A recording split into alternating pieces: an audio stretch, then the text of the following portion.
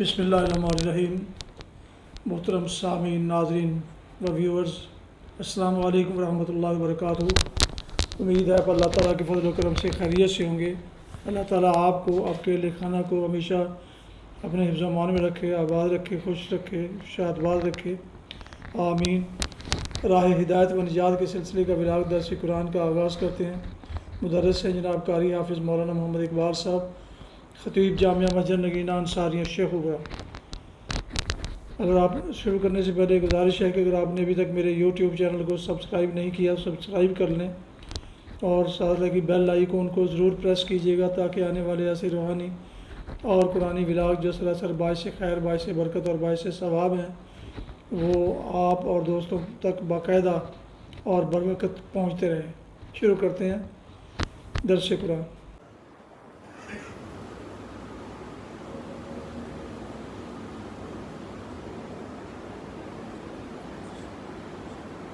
الحمدللہ وقفا والصلاة والسلام علی من لا نبی بعد،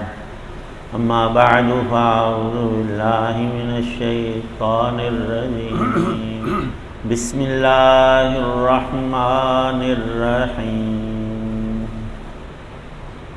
ان الذین قالوا ربنا اللہ ثم استقاموا فلا خوف علیہم ولا هم يحزنون، اولئک اصحاب الجنۃ خالدین فیہا جزاء بما كانوا يعملون، صدق اللہ العظیم۔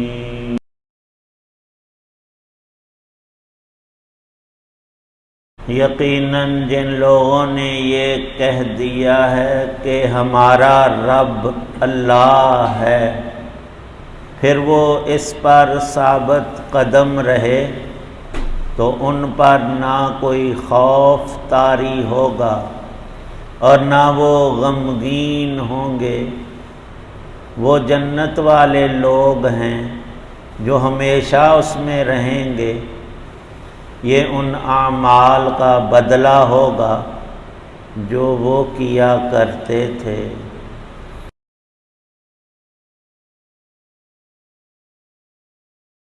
سورہ احقاف کی آیت 13 اور 14 ہے۔ اللہ تعالی شانہ نے ایمان والوں کی استقامت پر اپنے عظیم ترین انعام کا دونوں پہلوؤں سے ذکر فرمایا ہے، اور لازم تھا کہ اس موقع میں عقل کا تقاضا بھی اور سیاق و سباق میں پیچھے ذکر ان لوگوں کا گزرا جنہوں نے بدبختی کو اپنے اوپر غالب کر کے حق بات کو ٹھکرایا، اپنے فائدے کو نہ سمجھا نہ اختیار کیا، تکذیب کی راہ سے سب سے بڑی کامیابی جو وہ بآسانی حاصل کر سکتے تھے اس کو ٹھکرا دیا۔ بہت سی مثالیں ہیں، ایک موٹی سی عام مثال کہ گھر میں کھانے پینے کو سب چیزیں، والدین، بہن بھائی سب خوشیاں چھوڑ کر بدبخت نے بری راہ اختیار کی، برے دوستوں میں منشیات کا استعمال کر کے نہ صرف یہ کہ والدین کو، گھر والوں کو دکھ پہنچایا، خود آپ اپنی بربادی کا سامان کرتا ہے، اور وہ شیطان اس کے دماغ پر، دل پر غالب آیا کہ وہ صاف ستھری زندگی کو چھوڑ کر عین شیطانی راہ اور بدعملی، اور وہ بھی نشے کی کوئی صورت جس کو شیطان نے اس کے لیے مزین کر دیا تھا، تو وہ اپنا جسم و جان، دل و دماغ، ہستی، بدن اور روح کو بیماری خود لگاتا ہے۔ اس سے بھی بدترین وہ شخص ہے جو رب کائنات کی ساری ہی نعمتوں کا، عظمتوں اور قدرتوں کا منکر ہو کر کسی پتھر کی مورتی، کسی بے جان یا جاندار چیز کے آگے، جو کہ اللہ نے اس کے لیے مسخر اور نوکر بنائی تھی، سورج چاند انسانوں کے اللہ نے نوکر بنائے ہیں کہ وقت پر طلوع ہو، میرے بندوں کو روشنی، حرارت چاہیے، دھوپ، تمازت تیری سے وہ نفع اٹھائے، اور بندے نے کیا کیا؟ اسی نوکر کو سجدہ شروع کر دیا۔ سورج میرا رب ہے، سورج دیوتا۔ تو یہ بھی سب سے عظیم ترین بدبختی ہے، کفر کی، شرک کی، رب کو چھوڑ کر اب کہتے ہیں باپ کو، اور ہزاروں نہیں، سارے باپ اور مائیں اکٹھی کی جائیں تو خالق کی محبت اس سے زیادہ ہے۔ لیکن بندے کو جو عمل میں تھوڑا سا اختیار دیا، وہ اسی لیے کہ خود اپنی راہ چن لے، فَأَلْهَمَهَا فُجُورَهَا وَتَقْوَاهَا، ہم زندگی کو تقوی کے نور سے بھی مزین کر سکتے ہیں اور رب کی نافرمانیوں کی گندگی سے ملوث بھی کر سکتے ہیں، لیکن یہ نہیں کہ ہمیں پتہ ہی کو نہیں ہم کیا کرتے ہیں۔ ہر شخص کو پتہ ہے، اور سب سے پہلا فیصلہ انسان کا اپنا دل ہی دے دیتا ہے کہ میں نے جھوٹ بات کہی ہے کہ سچ،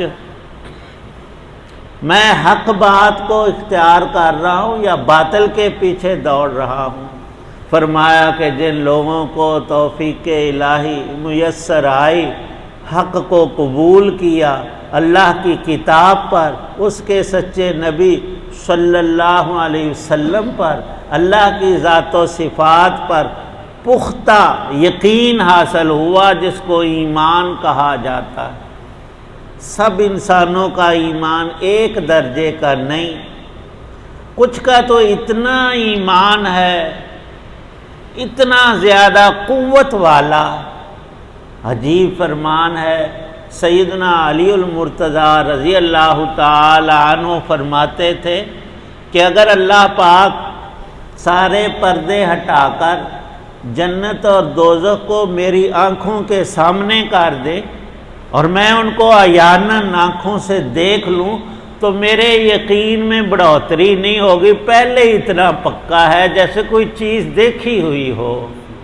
تو اللہ پاک فرماتے ہیں مومن اپنے عمل صالح کے ذریعے یقین کے اعلیٰ درجوں پر جب پہنچتا ہے تو اللہ کا غیبی نظام، آسمانوں کی مخلوق، فرشتے اس کے مؤید ہوتے ہیں۔ بالخصوص حدیث پاک کی روح سے اس آیت پاک کی یہ تشریح لکھی ہے، ان الذین قالوا ربنا اللہ، جنہوں نے کہا کہ ہمارا رب صرف اللہ ہے، اس کے علاوہ رب کوئی نہیں، عبادت کے لائق کوئی نہیں، لا الہ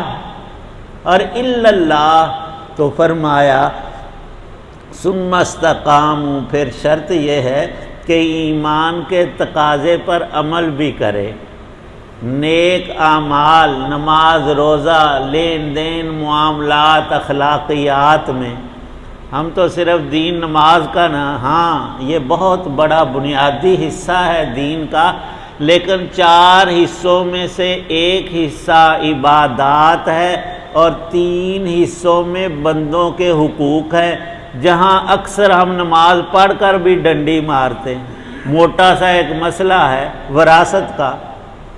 اور نہ ہم پوچھتے ہیں، نہ سنتے ہیں، نہ سوچنے کی اس میں کوئی رمق ہوتی ہے کیا کہ میری اولاد میں 2 بیٹے ہیں 2 بیٹیاں، یہ ایک مثال ہے۔ تو پنجابی ہو کر اور ہو بھی ذمہ دار اور مالدار، وہ بیٹیوں کو ٹرخاتا ہے کہ میں نے تیری شادی پر 5 لاکھ روپیہ لگایا ہے اور فلاں فلاں کیا ہے، وہ پتر سے 15 لاکھ کھولایا، وہ نہیں یاد، اور حصے بکھرے کرنے میں لو جی ہم جو بیٹی کو دیں گے وہ تو اگلے گھر چلا جائے گا، بیٹی تیری اگلے گھر گئی ہے وہ بھی نہ بیچتا، اس کا جو رب نے حصہ رکھا ہے وہ کیوں نہیں دیتا؟ نماز پڑھنے سے وہ معاف نہیں ہوگا، نماز اپنی جگہ پر ٹھیک ہے، یہ نہیں کہ نماز ہی چھوڑ دیں ہم، 4 میں سے 3 حصے ہمارے دین کے وہ بندوں کے حقوق ہیں، 1 حصہ اللہ نے اپنا حق رکھا ہے اور اس میں بڑی تحدید ارشاد فرمائی ہے کہ ان کو پورا کرو، تمہیں ملے گا کیا؟ تیرے اندر کا نور سکون کے اعتبار سے ظاہر ہوگا، تیرا دل ہمیشہ ٹھنڈا اور خوش رہے گا، دل و دماغ کی خوشی تیرے چہرے پر آئے گی، وہ صلحاء کا نور۔ حدیث پاک میں آیا کہ ثم استقاموا، جس نے پورے دین پر عمل کیا ایمان کی حالت میں تو اللہ اس کو انعامات عطا کرتا ہے۔ اہم ترین نعمت رسول پاک صلی اللہ علیہ وسلم نے یہ ارشاد فرمائی کہ موت کے وقت اسپیشل فرشتے آتے ہیں، اسے دکھائی دیتے ہیں، اس کے بعد اس نے اگلے جہان چلے جانا ہے، لیکن اس زندگی کا جو اینڈ ہے وہ اختتام ہونے سے تھوڑے لمحے پہلے اس کو فرشتے دکھائی دیتے، صرف یہ نہیں کہ وہ دیکھتا ہے، وہ اس کو خوشخبریاں سناتے ہیں۔ کیا؟ سب سے پہلی یہ کہ آج کے بعد تیرے لیے کوئی فکر، کوئی غم، کوئی پریشانی،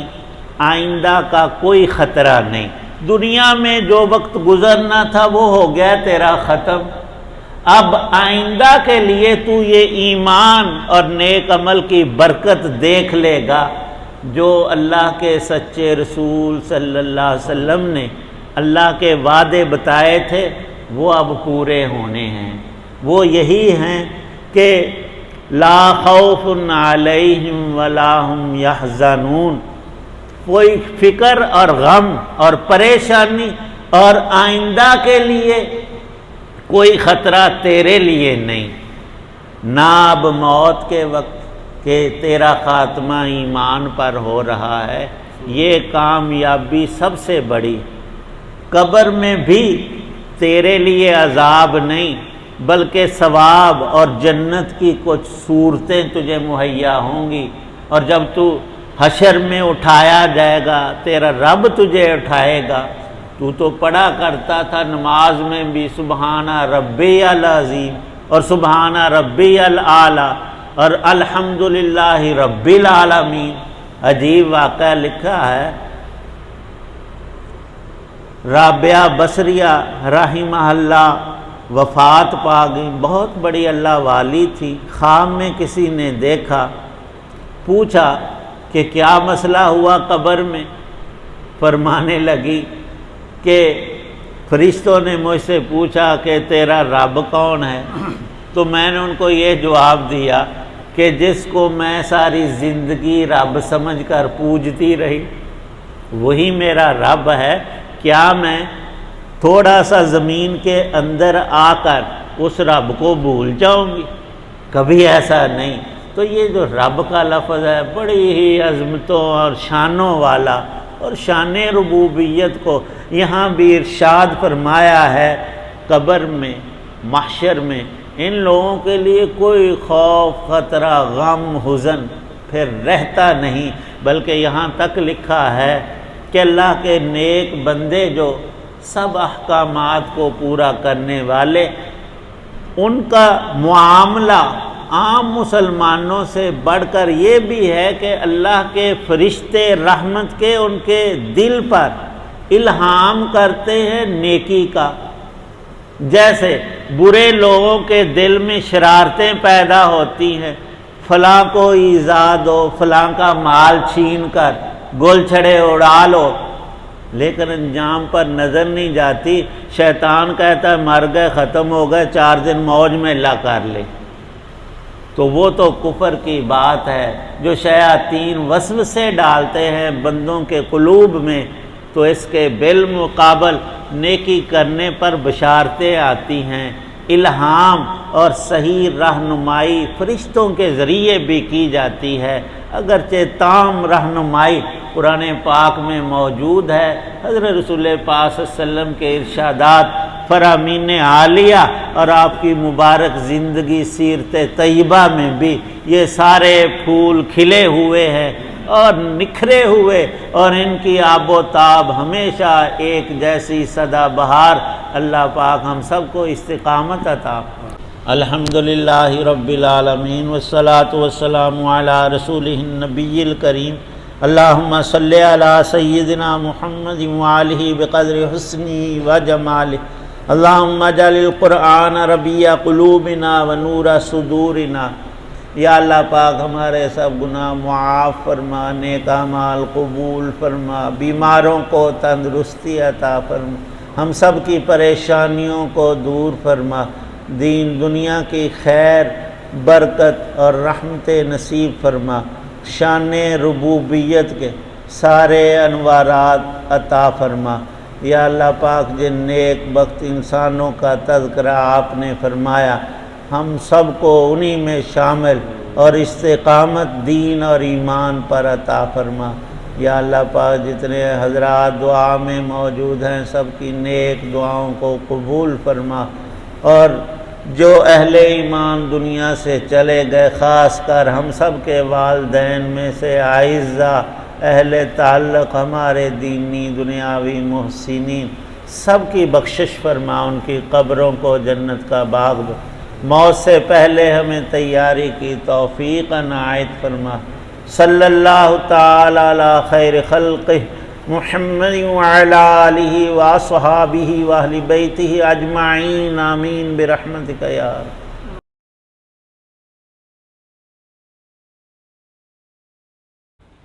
یہ تھا